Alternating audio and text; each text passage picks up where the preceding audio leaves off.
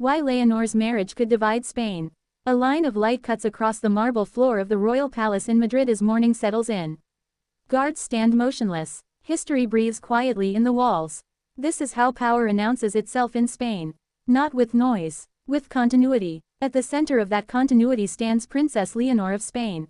Still young, already symbolic, already burdened with something far heavier than a crown. When the future queen marries, Spain doesn't just witness a union, it takes sides. The Spanish monarchy is not built on romance. It is built on survival. On careful alignment between crown, constitution, and a public that has, more than once, questioned whether the institution should exist at all. Every step Leonor takes is measured against that fragile balance. Every silence is interpreted, every appearance weighed, and nowhere is that weight heavier than in the question no one asks aloud, yet everyone understands. Who she will marry, and what that choice will do to Spain. From the outside, the monarchy appears ceremonial. A ribbon-cutting institution, a symbol for postcards and protocol. Inside Spain, it is something else entirely. A stabilizing architecture that emerged from dictatorship, civil war, and democratic rebirth. A system designed not to dominate politics, but to prevent collapse when politics fail. This is the living thread of continuity. Leonor's role is not to rule. It is to endure, to embody neutrality in a country that knows division intimately. Catalonia remembers. The Basque country remembers. The Republicans remember. The Royalists never forget. So when the heir to the throne approaches adulthood, the nation begins to lean forward. Not in excitement, in calculation. Here is the first truth that reframes everything. Leonor's marriage is not a personal milestone. It is a constitutional variable. Spain's constitution does not treat the monarch's private life as private. It treats it as structural. Approval matters. Perception matters. International alignment matters. Because the crown does not exist in isolation. It exists as a bridge, between regions, between ideologies, between Spain and the world. And bridges can become fault lines. By the time Leonor stands at formal events, military ceremonies, national days, diplomatic receptions, she is already performing the future. Her posture is not youthful. It is institutional. This is why silence surrounds her personal life. Not secrecy. Control. At 2 minutes in, the question shifts. What if the risk is not who she chooses, but what Spain reveals about itself in response? A marriage can clarify loyalties. It can also expose fractures that never healed. Spain is a country where memory is political. Where symbols still bleed. Where flags are arguments. A future queen marrying outside expected norms, politically, culturally, or ideologically, would not simply create headlines. It would activate dormant tensions. And the palace knows this. By minute 5, the phrase returns, heavier now. Because this is not about love. It is about legitimacy. Legitimacy in Spain is conditional. Earned daily, lost quickly. The monarchy survives only so long as it appears useful, as a neutral anchor in turbulent waters. The moment it is seen as partisan, indulgent, or careless, its foundation weakens. Across the Atlantic, in the United States, the story would be framed as symbolism. A modern monarchy adapting to personal freedom. A narrative of individuality. In the United Kingdom, it would be read differently. As precedent. As a warning shaped by recent royal fractures and institutional strain. Canada and Australia would watch through the lens of constitutional monarchy, attentive not to romance but to stability. To whether the crown still functions as a unifying abstraction. Germany, with its deep sensitivity to institutional credibility, would read the signals carefully. Not emotionally, structurally. Spain knows all of this. Because Spain lives with the consequences of miscalculation. At minute 8, something becomes clear, and unsettling. What has not been said? No official framework has been articulated. No expectations declared publicly. No reassurance offered. The silence is deliberate, because to define boundaries is to admit risk. And to admit risk is to invite pressure.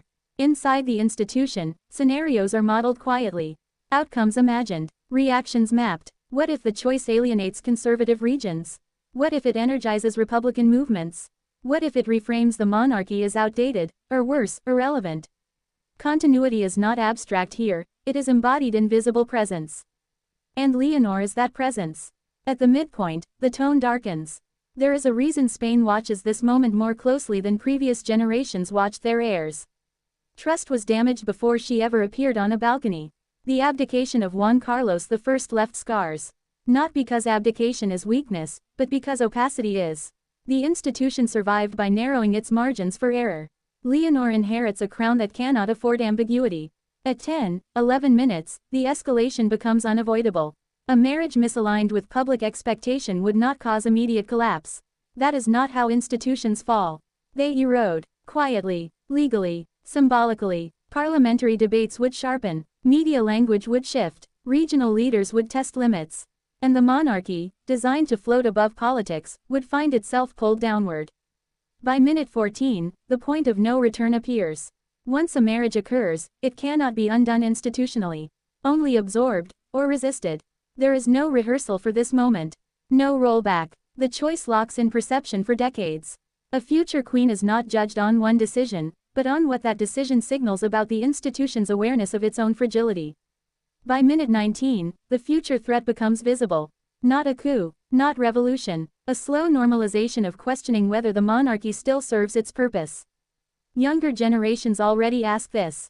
Softly, persistently, a misstep would harden that question into policy.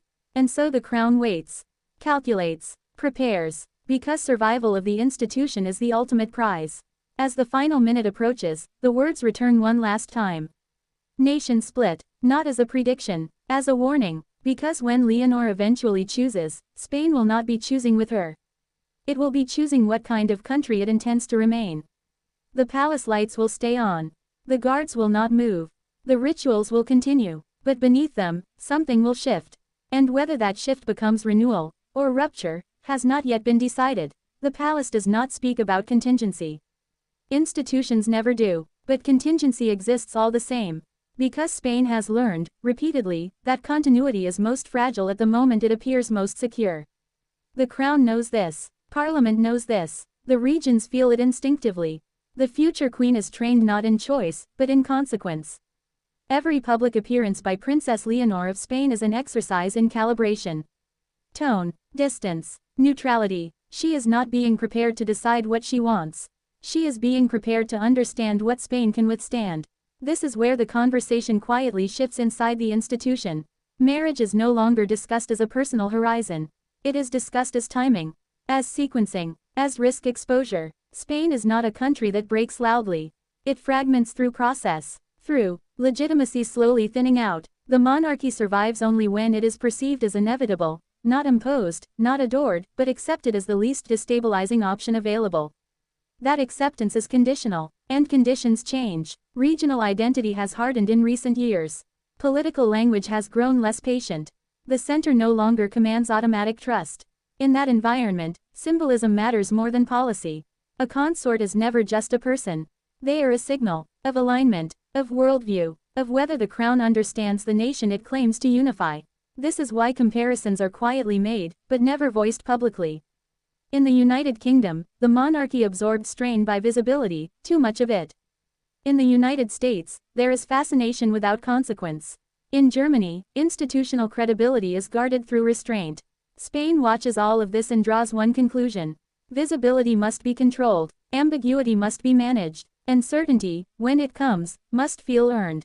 At this stage, the danger is not scandal. It is misreading the room. A marriage that feels imposed by tradition risks alienating younger Spain. A marriage that feels detached from tradition risks alienating the institutional spine that still holds the country together. There is no safe center here. Only trade-offs. And trade-offs leave evidence. The deeper tension is not about ideology. It is about tempo. Spain is changing faster than its institutions. But its institutions change slower for a reason. They are designed to outlast moments. Leonor stands exactly at that intersection, where acceleration meets endurance. Those closest to the crown understand something the public rarely hears articulated. The monarchy does not need to be loved.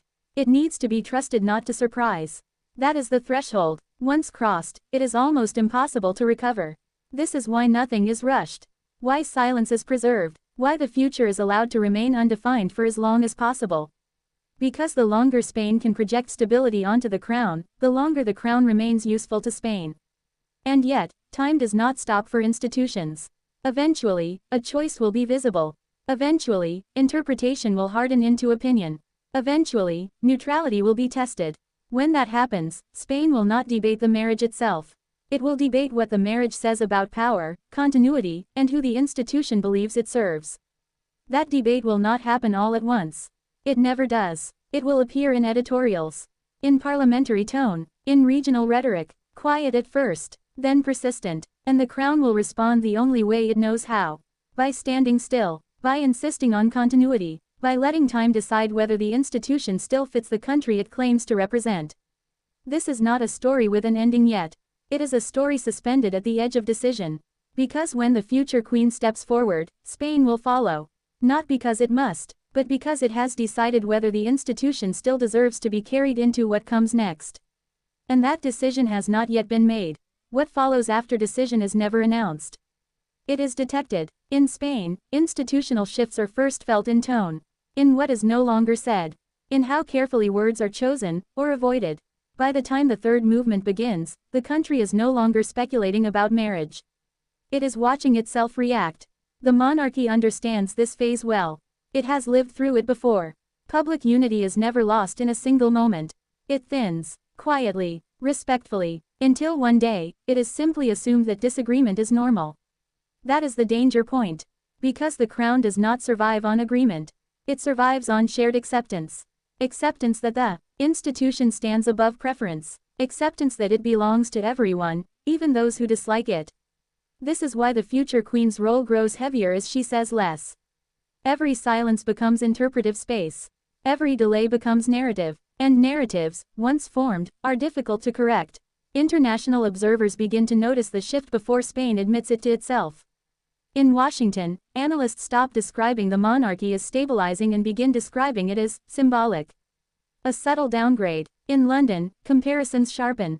Lessons are drawn, quietly, from moments where personal decisions accelerated institutional strain. In Ottawa and Canberra, the language turns procedural. Questions are asked about relevance, about modernization, about the long horizon of constitutional monarchy. In Berlin, the focus is narrower, credibility. Does the institution still understand the conditions of its own survival? None of this is dramatic. That is the problem. The crown is strongest when it absorbs attention without generating heat. When it feels inevitable rather than defended. But inevitability erodes when choices feel unanchored from national mood. At this stage, the internal question is no longer about marriage.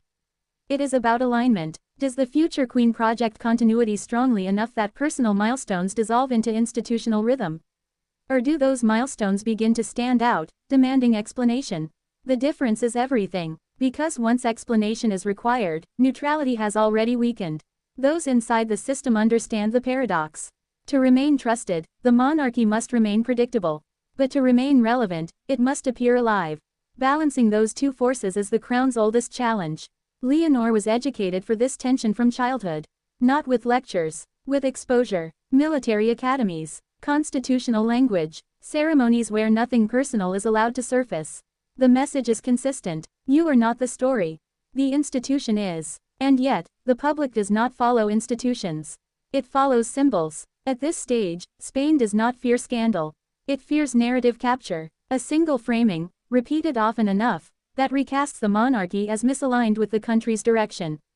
Once that framing settles, recovery becomes procedural, not emotional. Slow, incomplete. The crown would still exist. But thinner, less persuasive. This is the quiet risk that shadows every future step. Not collapse. Diminishment. The monarchy can survive disagreement. It cannot survive indifference. That is why timing matters more than choice. Why restraint is valued over expression. Why continuity is treated as a resource, finite, exhaustible. As the third movement closes, nothing decisive has happened. And that is precisely the point. Spain is watching a pause. A held breath. The institution stands intact. The future remains undefined. But the margin for error is narrower now than it has ever been.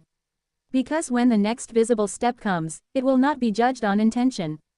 Only on what it reveals about whether the crown still understands the country standing beneath it.